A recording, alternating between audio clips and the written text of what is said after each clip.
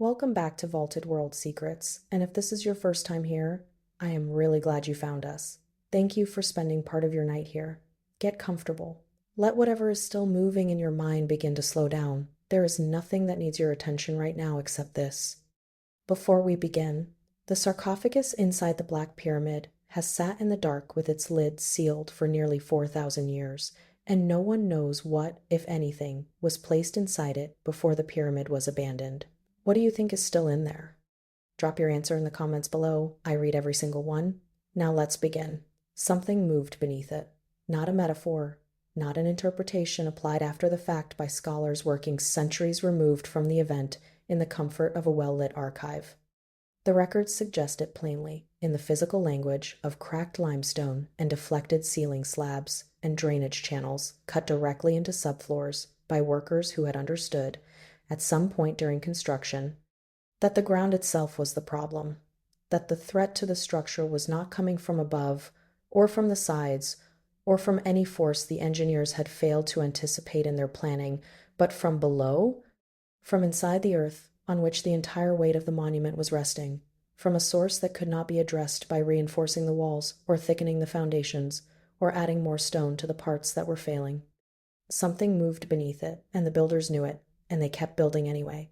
And the pharaoh for whom they built it eventually accepted that this particular piece of ground was not going to cooperate with his eternal ambitions, and he commissioned a second pyramid elsewhere and left the first one behind, unfinished in some respects, overfinished in others, already cracking, already damp, already beginning the long process of becoming what it is today. And what it is today is a dark, asymmetrical mass of compressed and degraded mudbrick sitting on the desert plain of Dahshur, 40 kilometers south of what was once the city of Memphis, absorbing light rather than reflecting it, resisting clear reading from every angle a human observer can practically occupy, holding its interior in a silence that 40 centuries of archaeological inquiry have not fully broken. Something moved beneath it. Whatever it was, it has not stopped. This is not a story that has ended. The plain of Dahshur was not unknown territory when the builders of the 12th Dynasty broke ground there. It had already been a site of royal pyramid construction for 5 centuries before Amenemhat III came to power, most notably with the Bent Pyramid and the Red Pyramid of Sneferu, two of the most significant monuments of the Old Kingdom period, whose profiles were visible across the flat desert from the river and from the agricultural land to the east. Those structures, the Bent Pyramid in particular, with its famous change of angle mid-construction, the lower portion rising at a steep 54 degrees and the upper portion completing at a shallower 43, are themselves records of ancient engineering problems encountered and improvised around, of builders who adjusted their plans mid-project in response to conditions they had not fully anticipated. There is something in the history of Dahshur, in other words, that reaches further back than Amenemhat III, a pattern of monuments that tell the story of human ambition encountering the resistance of geological reality and adapting to it with varying degrees of success. Sneferu's pyramids survived. The angles and the improvisations are visible in the stone, but the structures stand. Their geometry is legible. Their profiles, even in their somewhat degraded modern state, communicate the original intention with enough clarity that a person standing before them understands what they were meant to be. The pyramid of Amenemhat III did not survive in any form that could be called standing or legible or communicative of its original intention. It settled and cracked and absorbed water and slowly collapsed into the dense dark mound that exists on the plain today, and the difference between its fate and the fate of the great limestone pyramids that stand near it is a difference that has to do fundamentally with the ground, with what was in it, with how little the builders understood about what was in it until it was too late, and with the particular quality of patience that geological processes bring to the undoing of human structures. The name by which the pyramid is known today, the Black Pyramid, is a designation that belongs to the modern period rather than to antiquity, and it describes something that is visually accurate and also, in a way that may exceed its descriptive intention, atmospherically precise, The degraded mudbrick core of the monument has acquired, through nearly 40 centuries of weathering and compression, and the specific chemistry of earthen material that has been wet and dried and wet again across millennia, a darkness that is not uniform, but that reads, at a distance and in most lighting conditions, as a consistent and absorbing dark, the monument does not reflect. It does not catch light in the way that limestone does, in the way that the casing of the pyramids around it would have done when that casing was intact and polished and new. It takes in whatever falls on it and returns nothing visible. In the specific conditions of late afternoon, when the sun is low and the shadows on the desert floor are long, and the light that does reach the pyramid surface does so at the oblique angle that reveals texture rather than color, the Black Pyramid shows the full complexity of its degraded surface, the collapsed sections and the surviving sections, the places where the internal structure is still coherent enough to hold a shape, and the places where it has dissolved into a textured mass that resembles geological material more than deliberate construction. In those minutes of oblique light, the pyramid looks less like a ruin and more like something in process, not finished falling, and not finished being what it was, and not having resolved the question of what the difference between those two states actually amounts to. The light changes. The shadows lengthen. The pyramid returns to its default, which is dark and low and resistant to reading, and the desert around it returns to the quiet that is its permanent condition. The reign of Amenemhat III began approximately 1,855 years before the Common Era. He was the sixth king of the 12th Dynasty, and he ruled for close to 45 years, which placed him among the longer reigning pharaohs of the Middle Kingdom and gave him resources, administrative continuity, and time enough to undertake projects whose scale would have been impossible for kings whose reigns were measured in single digits. His tenure was by most observable measures successful. The Fayum Depression to the southwest of Memphis was transformed under his administration through large-scale irrigation projects that brought previously marginal land into productive agricultural use, increasing the agricultural output of the Egyptian state in ways that are documented by the administrative and economic records of the period. Temples were built and older ones renovated. The turquoise mines of the Sinai were worked with organized efficiency under royal oversight. Trade expeditions reached into Nubia and into the eastern Mediterranean. The bureaucratic apparatus of the Egyptian state, already sophisticated by the standards of any ancient civilization, was maintained and extended with the kind of institutional competence that produces long reigns and prosperous periods. He left behind him a reputation that later Egyptian memory treated with a respect bordering on reverence. He appears in later traditions as a figure of legendary wisdom and achievement, a king of a golden age, whose accomplishments defined what a pharaoh's reign could be at its most complete. Statues depicting him have survived in considerable number relative to other kings of his period, and they show a face whose carved expression has been read by scholars as conveying, across the long span since his death, something of the weight of long rule, a particular heaviness around the eyes and brow that the sculptors of the period rendered with an unusual degree of individualized attention. None of this adequately prepares the historical record for what happened at Dahshur. Great kings do not, as a rule, leave behind monuments that fail so thoroughly and so early that the monuments must simply be abandoned. Great kings do not usually redirect their eternal arrangements mid-reign without ceremony, without explanation, without any formal acknowledgement of the fact that the first arrangement had proven untenable. The Dahshur pyramid is an anomaly within a reign that otherwise proceeded, in the documentary record at least, without visible catastrophe. And anomalies of this scale in the archaeological record of ancient Egypt tend to have explanations that the surviving documents are either unable or unwilling to provide in full. Construction of the pyramid began at some point in the earlier part of Amenemhat III's reign, the precise date not recoverable from the available evidence. The site selected was on the desert plateau at the northern end of the Dahshur necropolis, at a distance from the great Old Kingdom monuments, sufficient to allow the new structure to its own visual and ceremonial space, while still placing it within the landscape context of royal pyramid tradition that Dahshur carried by the time of the 12th Dynasty. The logistics of the site were known. The distances between the quarrying areas and the construction platform, the routes by which limestone and granite could be brought from their sources, the water access for the labor force, the administrative infrastructure needed to sustain a workforce of the size required. All of this was within the competence of the engineers and officials who served the 12th Dynasty, whose organizational capacity in monumental construction is well documented at other sites. The choice of mudbrick as the primary construction material for the internal core was consistent with standard Middle Kingdom practice.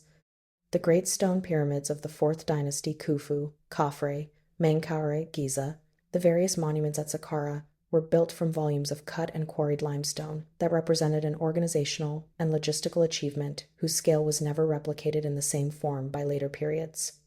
By the Middle Kingdom, pyramid construction had evolved toward a composite approach, a mud brick core that could be raised with greater efficiency and speed than solid stone would allow. Enclosed within a limestone casing that provided the smooth, reflective exterior surface appropriate to a royal monument and that sealed the mud brick interior against the primary environmental threat of moisture. The system worked. There are Middle Kingdom pyramids at Lahan and at other sites across the northern part of the country whose mud brick cores, now largely exposed by the stripping of their casings, have survived in reasonable condition across the span of recorded history. The mud brick core was not inherently the problem at Dahshur. The problem was what was in the ground beneath it, and how that ground would respond to the weight that was about to be placed upon it. The subsoil beneath the construction site was saturated. The water table in that specific section of the Dahshur plain sat at a level far higher than the surface gave any visible indication of, fed by the slow lateral migration of Nile floodwater through porous geological strata that lay concealed beneath the apparently solid and dry desert floor. This is not unusual geology for the Nile Valley region.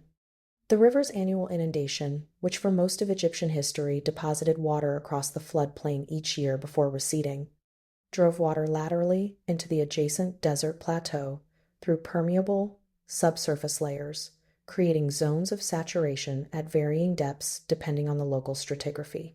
In most locations where pyramid construction occurred, these saturated zones were deep enough or far enough from the surface that they posed no practical problem for the foundations of large stone or mud brick monuments. At the specific location chosen for Amenemhat III's pyramid, the saturated zone was close enough to the surface that the weight of the construction, pressing downward, was going to encounter it within the depth range of the intended subterranean chambers. When the construction reached that zone, the physics were straightforward and unforgiving. Saturated subsoil under compression does not compress uniformly. It moves laterally, unevenly, at rates, and in directions determined by the internal structure of the subsurface material rather than by the preferences of the builders above. And as it moves, it takes the foundations that rest upon it along for the journey incrementally, invisibly at first, with a patience that outlasts any human construction schedule and that does not pause for the administrative requirements of royal tomb building or the political imperatives of a pharaoh's eternal ambition. The burial chambers and the passage system beneath the pyramid were designed with a complexity that has struck every archaeologist who has studied the interior as unusual even within the already complex tradition of royal Egyptian tomb design. The overall layout, as mapped through excavation and systematic survey over decades of investigation, describes a multi-level arrangement of corridors, antechambers, shafts, and subsidiary chambers whose complete logic has never been entirely recovered. There are passages that change direction without apparent architectural reason, that turn left or descend at an altered angle, or meet a dead end that appears to have been a working corridor until the builders simply stopped working on it. These direction changes make sense only when understood as responses to what the builders found beneath and around the planned route: water, unstable material, conditions that made continuing in the original direction untenable. There are chambers that appear to have been begun, altered mid-construction, and sealed before their intended function was fulfilled. There are spaces that show evidence of having been intended for one purpose: storage of funerary equipment, placement of canopic jars, housing of subsidiary burials, and then adapted to another as the conditions around them evolved. There is a subsidiary burial, apparently for a queen or royal family member, that was incorporated into the passage system at some point during construction, and whose relationship to the primary burial chamber shows signs of having been planned originally at a different location within the interior before circumstances required it to be repositioned. The interior of the pyramid is not the record of a single coherent plan executed with disciplined precision. It is the record of a plan that encountered reality and kept revising itself in response over years or possibly over decades, in conditions that made revision increasingly difficult and eventually made continuation of any kind impossible. The hydraulic interventions in the subfloor of the lower passages are among the most revealing features of the entire construction, and the ones most difficult to explain away with any interpretation that does not acknowledge the severity of what the builders were facing.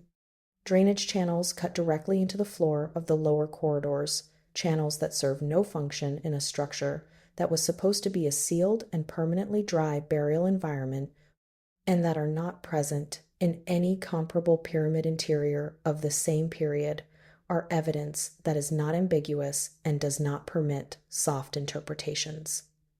The water had been found. It was present at the floor level of the lower passages, which meant it was present in the precise zone where the burial chamber and its most critical associated spaces were located, where the entire purpose of the construction was physically concentrated, where no amount of organizational competence or engineering ingenuity was going to change the fundamental situation without resolving what was in the ground. The drainage channels were cut with care and executed with skill. They are not hasty or rough. They follow deliberate grades and directions consistent with a thought-through engineering response to a defined problem. They were also, in the deepest sense, a concession, an acknowledgement inscribed permanently into the fabric of the structure, that the ground had already established its terms, and that the builders were now negotiating within those terms rather than overriding them. Everything that followed the emergency ceiling supports, the redirected passages, the successive interventions, was negotiation. The ground was not negotiating.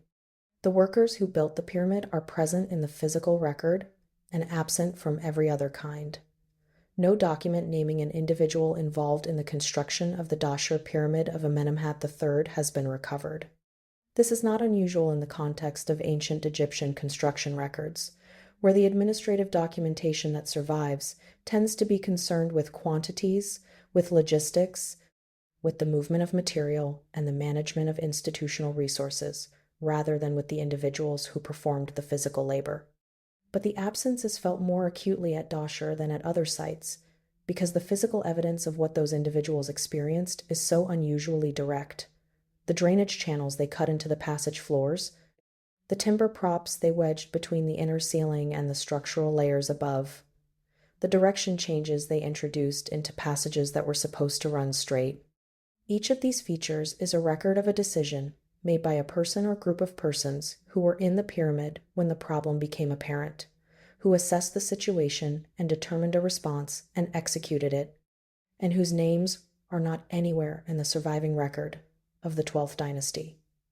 The physical traces of their work are more detailed and more informative about what they encountered than anything the documents preserve, which is to say that the workers who built the Black Pyramid are known primarily through the record of what went wrong around them and what they did in response, and not at all as individuals with names or histories or any identity beyond the marks their decisions left in the stone and the mudbrick.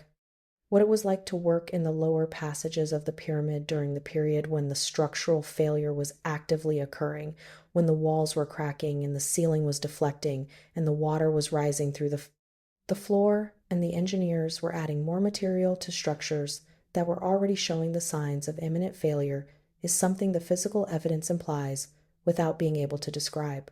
The passages were narrow. They were low. The air in them, even before the construction was sealed, would have been confined, and still in the specific way of underground spaces where the exchange with the outside atmosphere is limited. The sound of the water in the subsoil would have been present. The vibration of large masses of stone settling and shifting within their beds, a vibration that is below the threshold of dramatic audibility, but detectable as a kind of presence in the walls and floor when the hands or feet are in contact with the surface, would have been present. The knowledge that the ceiling above was being held in place by supports that had already failed once and been replaced by new supports that were themselves beginning to show stress would have been present in the minds of anyone who had been working in that space long enough to understand the sequence. The organizational logic that kept people working in conditions of this kind is not mysterious. It is the logic of institutional obligation, of the relationship between a labor force and the pharaonic administration that sustained it, of the specific way that large-scale construction projects in ancient Egypt were organized, so that stopping was not a decision any individual worker was in a position to make unilaterally. But the experience of working there, in the damp and the narrowness and the particular quality of enclosure produced by corridors that were failing around the people inside them, is something that the physical evidence preserves in outline without being able to give it any more human texture than that. The burial chamber received its sarcophagus at some point during the construction process, a single large vessel cut from quartzite, one of the hardest and most water-resistant stones available to ancient Egyptian craftsmen. Quartzite does not absorb water. It does not crack under normal thermal stress. It does not deform under the pressures that have compressed and fractured every other material in the chamber around it over the centuries since its installation. The decision to use quartzite for the sarcophagus of a burial that was being constructed in demonstrably wet conditions was practical as well as ceremonial, a recognition, encoded in the choice of stone, of the specific hydrological situation that had come to define the site. The vessel was transported to the chamber and lowered into position through the passage system before the ceiling above was installed. Since the geometry of the interior makes clear that the sarcophagus could not have been introduced through the completed passages, it was placed in the center of the chamber floor, where it remains. The lid was placed on the vessel. The chamber was worked on further, the corbelled ceiling above it was installed, the entrance passages were sealed, and then, at some point that cannot be dated precisely from the surviving evidence, the work stopped. The workers left. The passages were sealed either by deliberate action or by the progressive collapse of material that had already begun to fail. And the chamber and the sarcophagus within it entered the sealed darkness in which they have remained ever since, a condition that has been interrupted only by the brief presence of excavators with lamps who have come to map and measure and photograph and then leave, returning the space each time to what it has been for the great majority of the time it has existed.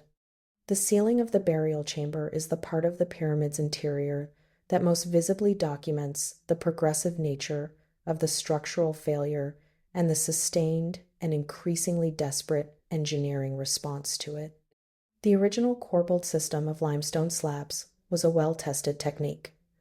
Each course of stone projected slightly inward over the one below, transferring the weight of the pyramid mass overhead laterally through a stepped geometry, rather than concentrating it on a single vertical line directly above the burial space. It had worked in other pyramid interiors for centuries. At Dahshur, the subsoil movement beneath the chamber transferred stress upward through the foundation and into the chamber structure in ways the corbelling was not designed to accommodate. The slabs began to deflect. The deflection was perceptible in the changing angles of the stone surfaces, in the opening of the joints between adjacent blocks, in the appearance of tension fractures running diagonally across the limestone faces from the points of greatest bending stress. When the deflection became apparent, the builders responded with a second layer of limestone slabs laid across the top of the first corbelled system. When the second layer also showed signs of stress, timber props were wedged between the inner ceiling surface and the structural mass above. When the timber was insufficient, more stone was added. Each layer of intervention is physically present in the chamber today, preserved in the specific conditions of a space that has not been significantly disturbed in nearly 40 centuries, readable to an archaeologist as a chronological sequence of crisis and response. The sequence does not end with a solution. It ends with the work stopping. The last intervention recorded in the stratigraphy of the ceiling is not followed by a layer of stable, completed construction. It is followed by abandonment. At some point during this process, whether early in the construction or after years of escalating intervention, whether before the worst of the visible deflection or after the decision was made at the level of the pharaoh's administration that the Dahshur pyramid would not serve as Amenemhat III's burial place. The precise moment of this decision and the precise path by which it traveled through the institutional hierarchy of the Egyptian state are not documented. What is known is that work began on a second pyramid at Hawara in the Fayum during Amenemhat III's reign, and that the Hawara complex was completed on a scale that made a lasting impression on the ancient world. The mortuary temple associated with it was of such architectural complexity and such spatial extent that Greek writers who encountered it centuries after its completion described it in terms that placed it among the supreme architectural achievements of the known world. They called it a labyrinth. The word has persisted in later language, and the structure has not. It passed into ruin over centuries, and the ruin passed under agricultural soil, and very little of it is visible today. But its reputation, filtered through the accounts of writers who saw it while it still stood, is enough to indicate what Amenemhat III was capable of when the ground cooperated with his intentions. At Hawara, the ground cooperated. At Dahshur, it had not, and the pyramid he built there was simply left without ceremony, without inscription, without the establishment of the mortuary cult that would normally have defined the site as an active place in the religious landscape of the Egyptian state. The Dahshur pyramid was left to whatever the desert and the groundwater and the centuries would make of it. What the desert and the groundwater and the centuries made of it is the dark mound that stands on the plain today, and the institutional silence that has surrounded it since the abandonment is nearly as striking as the physical ruin. Egyptian civilization was extraordinarily attentive to the maintenance of royal memory. Pharaohs were commemorated in temple inscriptions, in king lists, in the ongoing activities of mortuary cults endowed with land and priesthoods and administrative structures that could sustain their religious function across generations. The documentary trail that an active mortuary cult generated administrative papyri, offering lists, records of the priestly personnel and the estate that supported them, is well represented in the surviving record for many royal monuments of the Middle Kingdom. For the Dahshur pyramid of Amenemhat III, it is essentially absent. The physical monument survived well enough to be excavated in detail in the 20th century. The documentary record of any activity associated with it after the abandonment has not survived in any form that has been recovered. Whether this is because such records never existed because the cult was never established and therefore generated nothing, or because they existed and were lost, or because they were deliberately not kept, or were destroyed at some point, is a question that cannot be answered with the available evidence. The absence is real. Its cause is not entirely clear. The administrative record of the 12th Dynasty as a whole is better preserved than that of many periods of Egyptian history, which makes the specific absence of documentation concerning the Dahshur pyramid more rather than less conspicuous. Papyri, from the reign of Amenemhat III, record agricultural output in the Fayum, the logistics of mining expeditions to the Sinai, the management of temple estates and royal workshops. The administrative machinery of his reign was active, and its products have survived in enough quantity to give historians a detailed picture of how the Egyptian state functioned during this period. Against this background of relatively rich administrative documentation, the silence around the Dahshur pyramid is not simply an absence. It is an absence that stands out against a context of presence, a gap in a record that is otherwise functional and detailed. Someone decided, at some level of the administrative hierarchy, that the Dahshur pyramid was not going to be documented in the ways that active royal projects were normally documented. Whether this was a single decision made at a single moment, or a gradual process by which the site was simply not included in the ongoing administrative record as attention shifted to Hawara, the result is the same. The pyramid that stands on the plain at Dahshur is not in the documents in the way that the rain that built it is in the documents, and the asymmetry between the physical scale of the monument and the documentary scale of its acknowledgement is one of the most persistent and least resolved features of the Black Pyramid's historical presence. One explanation for the silence is functional and requires no elaboration beyond the practical. Without a burial, there was no established divine presence of the king at the site. Without that presence, there was nothing to anchor a mortuary cult. Without a cult, there were no priests, no endowment, no administrative activity, no documents being generated. The pyramid was an unoccupied structure, and unoccupied structures did not, in the Egyptian administrative context, produce records. This is a complete explanation at the institutional level. It accounts for the documentary gap without requiring anything beyond the practical consequences of the burial having been redirected elsewhere. The silence is, on this account, simply the silence of a place where nothing was happening. Alongside this explanation, and compatible with it in several respects, there exists a different kind of account, not contradicting the institutional explanation, but existing in a different register, one that has to do with the way the ancient Egyptians thought about monuments of this scale and the spiritual weight they carried. A pyramid built for a pharaoh was not simply a building.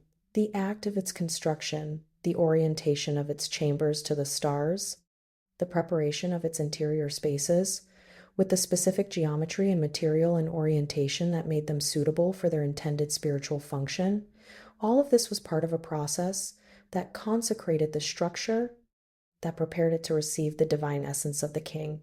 The Ka, the animating spiritual double that was central to Egyptian concepts of posthumous existence, was anticipated at the Dahshur site. The monument had been built to receive it. Whether the ancient Egyptian theological tradition had a systematic account of what happened to a monument that had been consecrated for a purpose and then not used for that purpose is not something the surviving texts resolve clearly. What can be said is that the silence around the Dahshur pyramid in the documentary record is not simply a functional absence of administrative activity. It is also the absence of any theological or ritual engagement with the question of what the pyramid was, spiritually, after the burial went elsewhere. No text addresses this question. No ritual response to the situation has been identified in the archaeological record. The question was simply not written down, which, in a civilization as meticulous about writing things down as ancient Egypt was, is itself a kind of answer. Modern archaeological investigation of the Black Pyramid has been conducted in several distinct phases across the late 19th, 20th, and early 21st centuries. The most thorough and systematic interior investigation was carried out by the Egyptologist Dieter Arnold, whose surveys of the passage system and burial chamber during the 1970s and 1980s produced the detailed, published record that remains the foundational reference for the monument.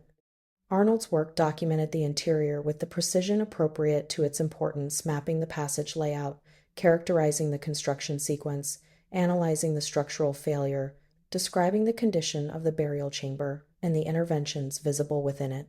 His published descriptions are technically careful and also, in the accumulation of their detail, quietly among the most unsettling accounts of a pyramid interior in the archaeological literature, not because they reach for dramatic language, which they do not, but because what they describe is so systematically and so completely terrible in its implications. Every feature of the interior that Arnold documented is a record of something going wrong. The drainage channels are a record of water that should not have been there. The direction changes in the passages are records of the original route becoming unusable. The layered ceiling interventions are records of each successive attempt to hold the structure together failing and being replaced by another attempt. The chamber in its final state is a record of a project that reached the limit of what could be done and stopped. There is no feature of the interior documented by Arnold or by subsequent investigators that is simply a record of the construction going as planned. The plan, from a certain point forward, was to keep the situation from becoming worse. It became worse anyway. Excavators who have worked in the lower passages in the decades since Arnold's survey have described the physical experience of the interior in ways that are consistent across different accounts and that carry a particular quality worth noting. The corridors are low, not the comfortable low of a passage designed for a human body moving in a crouched position, but the specific low of a space that has compressed further than its original dimensions through the settling and deformation of the surrounding structure, a low that makes sustained passage through the lower sections physically demanding in ways that exceed what the map of the interior implies. The walls in the lower sections bear the mineral staining of multiple flooding events, pale crystalline deposits at the high water marks of different seasons, layered one above the other in a geological record of the pyramid's hydrological history that extends back centuries before any modern observer was present to document it. The air is described consistently as still not stagnant in the way of a poorly ventilated enclosed space, but still in a more fundamental sense, as if the movement of air that characterizes even very enclosed spaces has been absent here long enough to have stopped being a default condition and become instead something exceptional that would require a specific cause to produce. The darkness beyond the range of a lamp is absolute in the sense of a condition that is not the temporary absence of light, but the permanent state of a space that has been sealed from it for the better part of recorded history. People who have been inside it describe what they find in terms that reach past the purely physical without quite arriving at anything theatrical. It is simply very dark, in a way that very dark places do not usually manage to be. Sound is described as unusual. In certain seasons, when the water table beneath the pyramid is at its highest and the lateral movement of groundwater through the subsoil is most active, a low and intermittent sound is audible in the deepest sections of the passage system.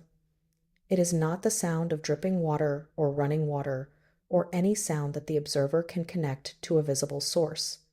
It is the sound of water moving through material, through saturated earth, through porous stone, through the geological matrix that fills the space between the underside of the pyramid and the bedrock below, a space that has been continuously in motion for as long as the pyramid has stood.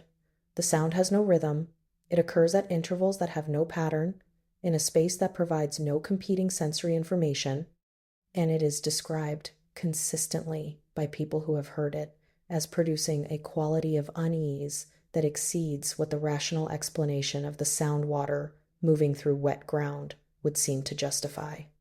The rational explanation does not make the sound easier to be near. The rational explanation in the lower corridors of the Black Pyramid is itself part of what is difficult. The water moving beneath the floor is the same water that has been moving there since before the pyramid was built. It was there before the drainage channels were cut. It was there before the first course of mudbrick was laid. It has outlasted everything the builders did to manage it, and it will outlast everything the excavators will do to study it, and it is there now, moving in its unhurried and geological way through the ground that no pharaoh's pyramid was ever going to stop.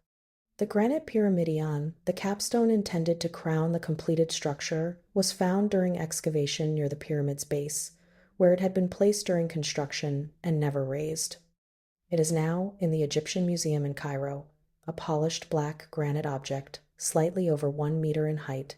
Its face is incised with the name and titles of Amenemhat III, and with solar imagery, the winged sun disk, the eyes of Horus, appropriate to the apex of a royal monument that was going to touch the sky and catch the first and last light of every day. The surface of the pyramidion retains its original polish in the areas where time and handling have not damaged it. The hieroglyphs are sharp and deeply cut, readable with the clarity of an object that was carved for permanence and then placed in conditions that happen to preserve it reasonably well. It is a beautiful object. It is also an object of complete and irreversible incompleteness made for a specific place and a specific moment, designed to be the topmost point of a structure that would define the skyline of the Dahshur necropolis for eternity, and instead, sitting in a glass case 40 kilometers from the rubble that was once the pyramid it was made for. The pyramidion was separated from its pyramid before the pyramid was finished. They have now been separated across nearly 40 centuries. The pyramidion is in the light, held in a stone gallery in Cairo, carefully documented and well studied. The pyramid is in the desert, dark and unresolved, and the place where the pyramidion should have sat is open sky. The question of what the rubble mass of the Black Pyramid still conceals is the question that the monument has most persistently refused to resolve. The outer limestone casing is gone stripped at some point in antiquity, the timing undocumented, the stone recycled into other construction, as was standard for abandoned or discontinued monuments throughout Egyptian history. What the stripping exposed was the mudbrick core, and what the long interval since has done to that core has turned much of it into a dense, compressed mass that bears only a remote physical relationship to the material originally laid by the builders. In many sections, the brick structure is not identifiable as such. From the surface, the original forms have been erased by thermal cycling, by moisture percolation, by the slow pressure of the material above on the material below, by the gradual incorporation of wind-blown sand into the voids between degrading brick units. The exterior of the Black Pyramid is, in large sections, simply dark earthen material, whose internal organization is not visible from outside. Within this mass, there are spaces. There are chambers and passage sections that were built, sealed during construction, and have not been physically accessed since. The architectural logic of the interior, as mapped by excavation, implies spaces that have not been excavated. And the non-invasive surveys conducted in recent decades have identified anomalies in the pyramid's mass that remain unexplained. Ground-penetrating radar surveys have been conducted at multiple points across the pyramid's footprint and have returned data indicating density variations inconsistent with homogeneous, degraded mudbrick regions, where the radar signal suggests voids or structurally distinct inclusions within the rubble mass. The interpretation of these anomalies is constrained by the technical challenges of applying radar to a material whose degradation is irregular and whose hydrological history has produced zones of saturation that can produce radar returns, similar to those of structural voids. The researchers who have published analyses of this data have been appropriately precise about what the anomalies indicate and what they do not indicate. The anomalies are real. They have been documented consistently across multiple survey campaigns. What they represent, whether true voids corresponding to sealed chambers, zones of different construction material, saturated regions, or artifacts of the measurement technique, has not been physically confirmed. Physical confirmation requires excavation of sections of the structure that present significant engineering challenges. The work has not yet been done. The anomalies remain in the pyramid, uncharacterized, occupying the space between what is known about the interior and what the interior actually contains. The site is not deserted in the practical sense. There are caretakers, there are researchers, there are visitors at various times of year who come to the Dahshur necropolis to see the Old Kingdom pyramids, and who encounter the Black Pyramid as part of their approach to those more legible monuments. But the quality of human attention that the site receives is consistently peripheral where the Black Pyramid is concerned. It is noted. It is photographed, usually from the same angles and distances that its irregular profile makes most coherent. It is discussed in the guidebooks and the popular histories of ancient Egypt in passages that are shorter and less confident than the passages discussing the structures nearby. It does not generate the specific quality of fascinated human attention that the Great Pyramids generate. The attention that comes from legibility, from a structure that can be understood at a glance as the product of deliberate and extraordinary human effort, achieving a precise and deliberately chosen form. The Black Pyramid cannot be understood at a glance. It cannot be understood after sustained looking, in the sense that sustained looking does not resolve what it is or clarify what it holds. It is a monument that resists the kind of attention that produces comprehension, and this resistance is not a failure of the observers who have directed their attention at it. It is a property of the object itself, built into it by the specific way it failed and declined and settled into its current form, a form that does not communicate intention so much as it communicates the refusal of the ground to honor intention, the persistence of material that survived the failure of its purpose, the specific darkness of a thing that has been in the same place for a very long time with its questions still inside it. The sarcophagus is in the burial chamber. The lid is closed, the chamber is sealed. The ceiling above it, layer upon layer of limestone and timber, each layer a record of a failed attempt to hold the space together, is still there in the compressed and partially deformed state in which it has existed since the last builder left. The drainage channels in the floor are still there, still serving whatever limited function they were able to serve in the hydrological conditions of the site. The groundwater is still moving through the subsoil at the base of the structure, beneath the stone, following routes it has followed since before the pyramid was built. The anomalies the radar surveys identified are still within the rubble mass, still uncharacterized, still occupying the space between what is known and what remains unknown. What the Black Pyramid is hiding inside its dark and settled mass has been inside it for the entirety of recorded history. For the full span of the centuries that followed Amenemhat III's reign, through every period of Egyptian civilization, through the Greek and Roman periods, when travelers came to the Nile Valley to observe the monuments of what was already ancient Egypt, through the medieval and modern periods when the desert plain of Dahshur became remote and then accessible, and then the subject of systematic archaeological investigation, whatever is inside the Black Pyramid has remained inside. The pyramid has not offered it up. It has simply persisted, dark and settled and low against the pale sky of the desert, holding whatever it holds, with the specific tenacity of things that have been in one place for long enough that staying has become simply what they do. The desert at Dahshur is cold at night. The temperature drops sharply after sunset in the way of all desert environments, the sand releasing the day's heat quickly into the sky without the moderation of moisture or vegetation. In the months when the sky is clear and the city light to the north is not overwhelming, the stars above the plain are dense and cold and numerous, and they include the circumpolar stars that the pyramid's builders used to fix the structure's orientation, the stars that never set, that circle the pole in a continuous motion that the ancient Egyptian cosmological tradition associated with the realm of the dead and with the eternal life of the divine king. The pyramid was built to be aligned with those stars. It was built to participate in their circuit, to position the king who would rest within it as part of the permanent and the eternal and the cosmologically ordered. It did not achieve this.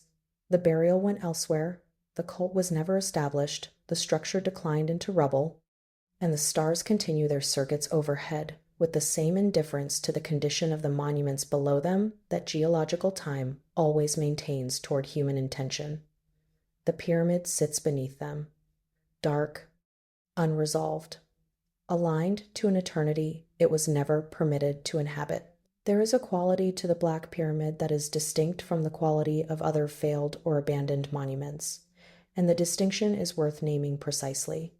Most abandoned ancient monuments are abandoned for reasons that, over time and with sufficient investigation, can be made legible: the death of a patron before completion, the exhaustion of resources, a shift in political or religious circumstances that redirected the energy that had been sustaining the project.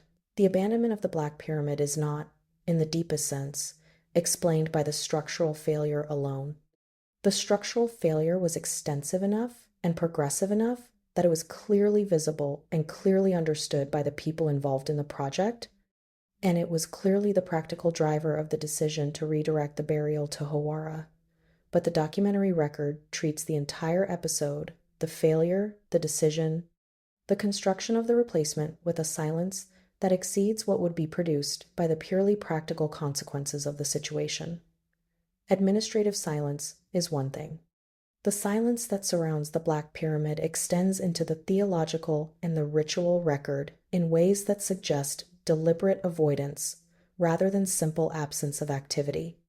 Something happened at Dahshur that the people who knew about it preferred not to characterize in writing. The physical monument is the record of what happened.